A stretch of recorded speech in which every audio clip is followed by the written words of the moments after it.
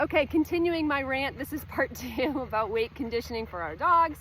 So how do I do it? Well, the first thing I do is I will start with 20 pounds in the cart, all right? I will start dogs under 2 years old, AKA whose growth plates have not closed yet, at a max of 20 pounds, but that is it. I am a very big believer that we have to wait until the growth plates are closed until we start adding bigger weight, okay? Not everybody does that. I told you in advance, I'm probably the most conservative person that you're gonna hear any of this from, okay? So I will do that. And I will let them be at 20 pounds for a long time. And as a matter of fact, my baby dogs, and not 6 months old, but like the dogs who are just learning, like the 15-month-olds, right? I will allow them to pull 20 pounds very early because I want them to understand that resistance of some kind is part of learning to pull a cart, okay?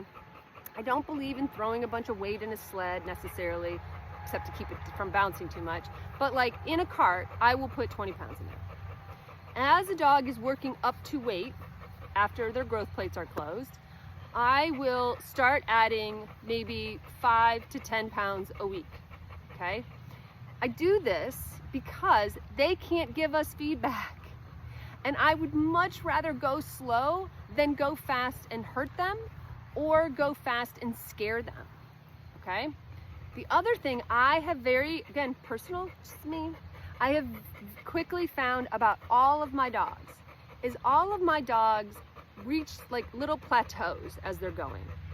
And I've learned more about what I'm calling that 40-pound plateau. I feel like all my dogs hit a plateau at 40 pounds. But I have a new kind of reason for that. It's not the weight. It's not that they're having trouble with the weight. I have personally observed, again, according to me, no one else, everybody's gonna argue with this, but I've personally observed that 40 pounds is a nice sweet spot for dogs to learn how to use their body and pull more weight.